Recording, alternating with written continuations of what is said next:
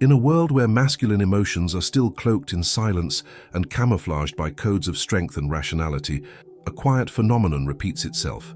Men fall deeply in love, yet their devotion goes unnoticed by many women, not for lack of signals, but because those signals rarely follow the expected romantic scripts. They reveal themselves in restrained gestures, in long silences, in steadfast presence, and in small sacrifices of the ego.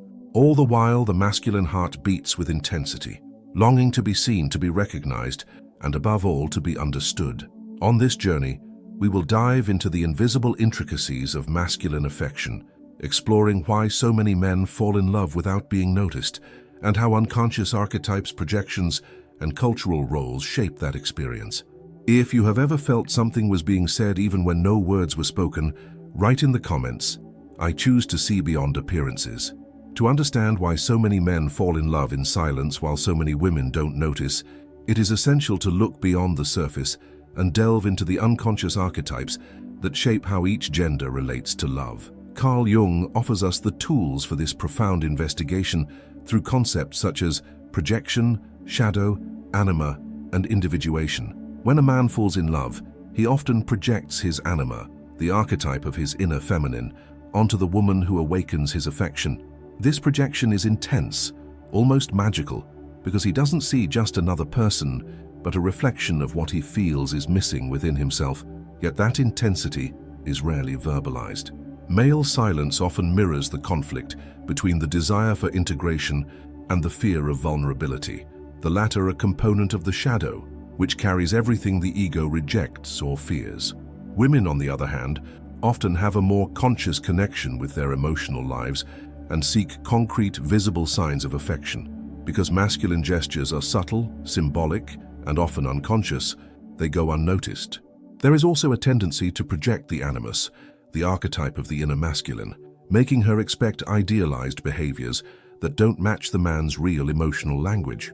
Individuation, a central process in Jungian psychology, proposes that true love is only possible when these projections are removed, and both individuals meet each other as they are, whole, conscious, imperfect. The disconnect between men who are in love and women who are unaware of those signals often reflects the clash of two unconscious realms still waiting to be illuminated.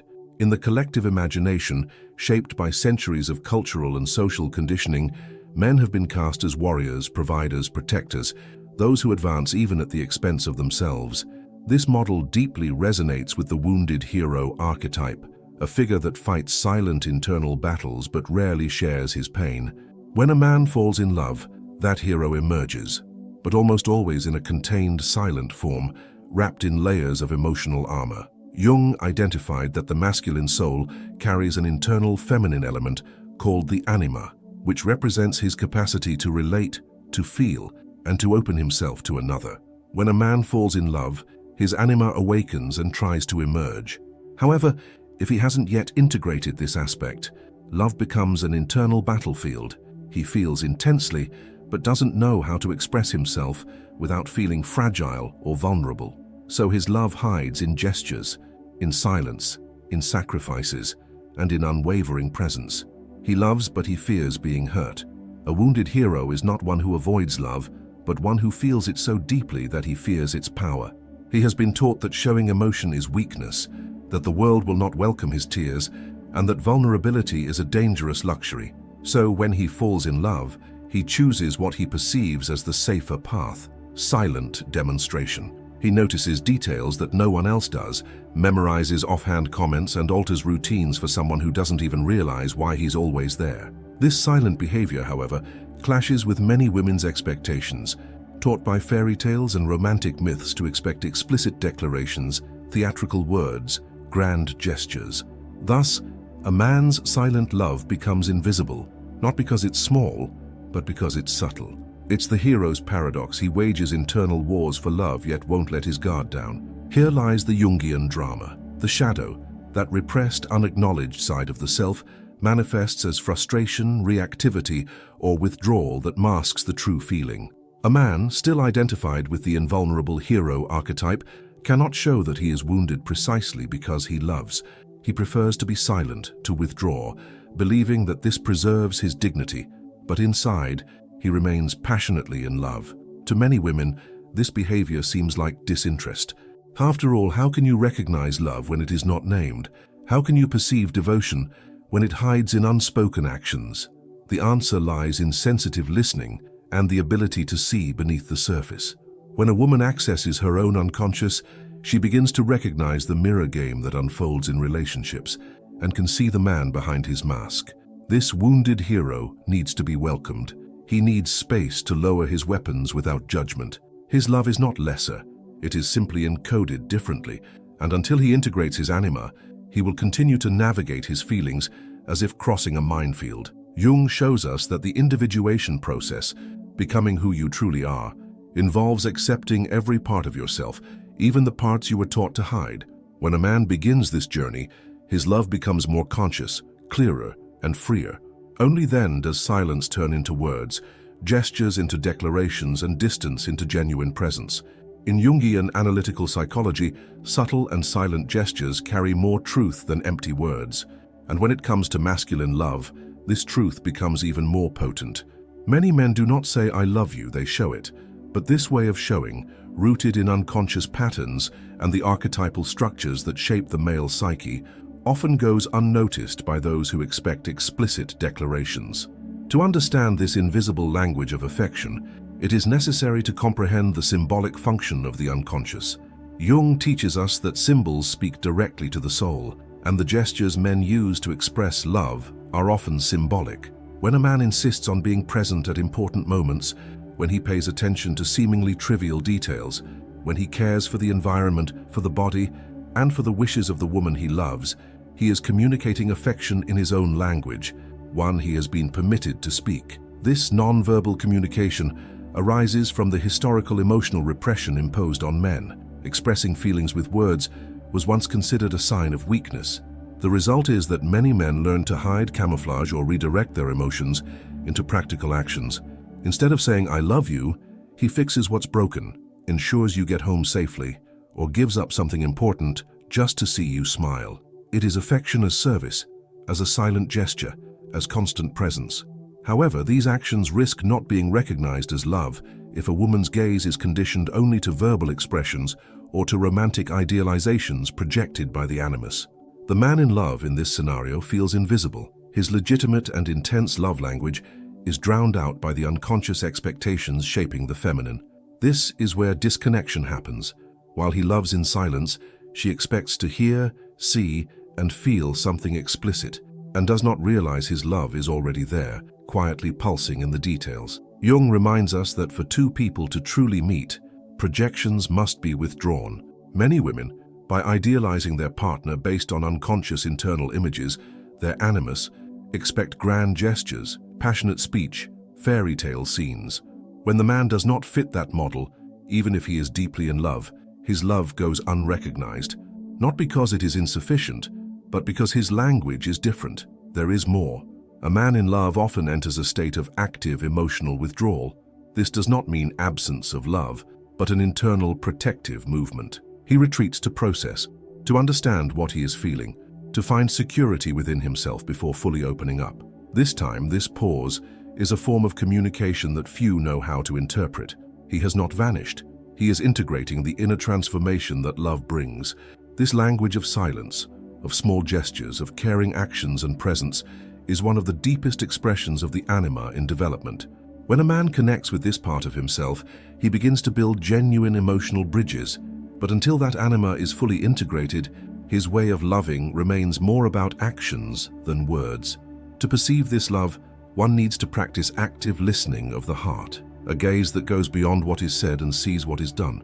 A gaze that does not demand performative displays of affection, but recognizes the real effort of someone who perhaps is loving in the only way he learned, with silence, with care, with presence. This is the invisible language of masculine affection, a language that, once recognized, can be the key to deeper, more authentic connections. On the journey of love, one of the greatest barriers to the true meeting of two souls is the invisible filter of projections. Carl Jung devoted much of his work to explaining how we project onto others parts of ourselves that have not yet been recognized or integrated, And when we talk about the relation between men and women, especially when a man falls in love in silence, but the woman does not notice, female projections play a central role. From an early age, many women internalize images of masculinity through culture, fairy tales, films, and family experiences. These images shape the animus, the archetype of the inner masculine, which governs how a woman relates to ideas, opinions, and masculine figures in her life. When not integrated, the animus projects onto real men, creating expectations and idealizations that often do not match the other's reality.